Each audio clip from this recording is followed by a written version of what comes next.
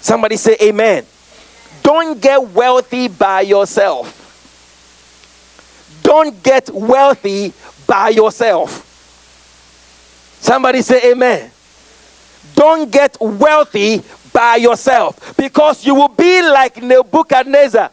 I like Nebu, king of Babylon. What? No. It's not Nebuchadnezzar. No. It is Nebuchadnezzar. Somebody say amen.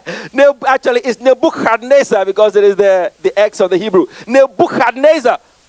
He said, look what I have done. Look what I have. And Bible says he was humbled to an ox that ate grass. Don't get wealthy by yourself.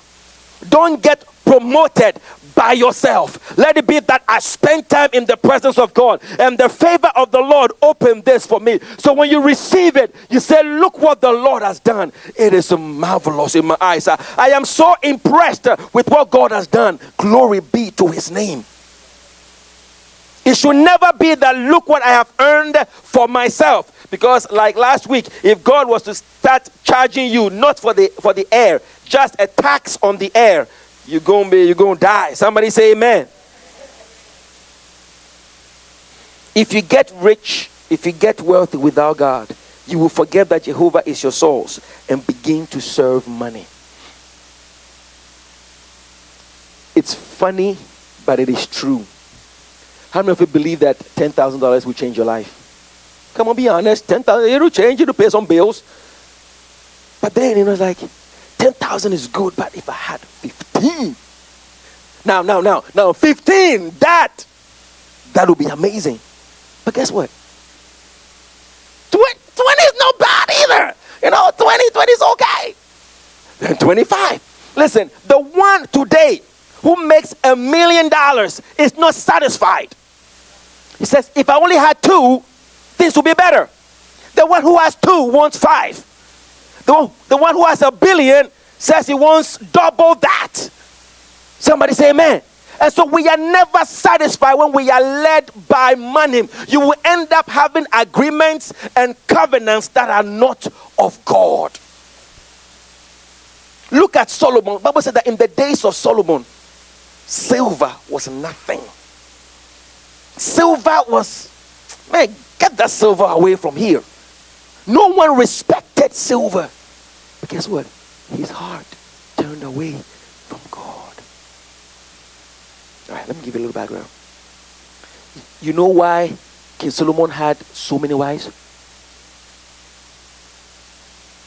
What'd you say? Looking for something to fulfill. Now, in those days, when I'm a king, when I go agree with King Chad, yes, King Chad, let us be in covenant. Let our countries protect each other.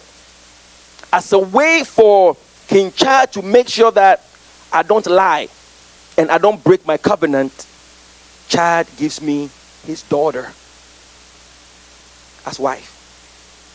Because there is no way I will go against my wife. And so in that way, I will never come against him.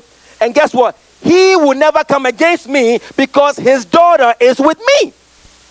And so Solomon lost his heart for God and started establishing different and gathering so many.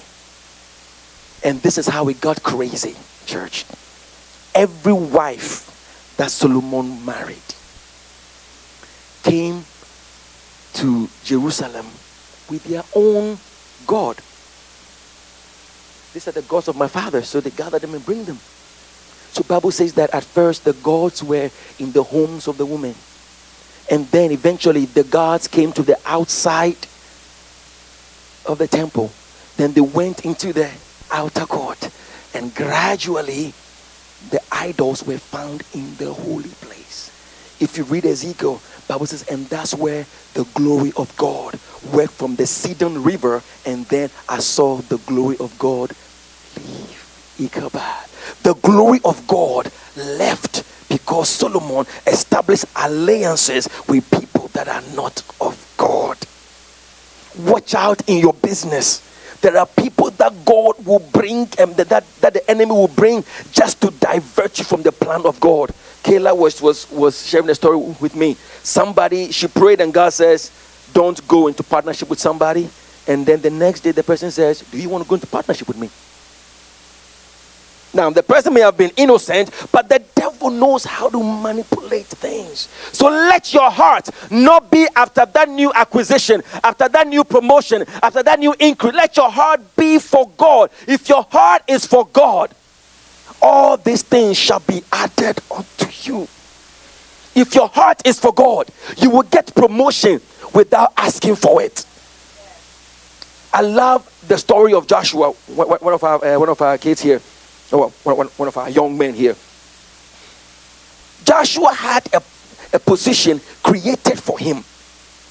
Listen, when you have favor with God, you don't have to sweat, you don't have to beg, you don't have to scratch. God will create a position for you. Somebody say amen. So let your heart be after God and not after the things of this world. Amen. Now, why is it important that the power to get rich must come from God? Because money is power, and you need greater power to handle money. If money is in your hands without the power of God in your heart, money will direct you. It will drag you where it wants. But when you have power of God in you, you hold money still and say, wait, go here, go there.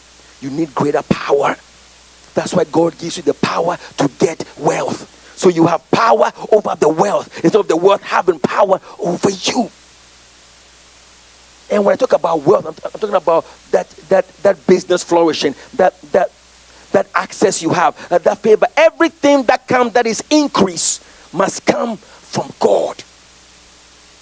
Somebody say amen.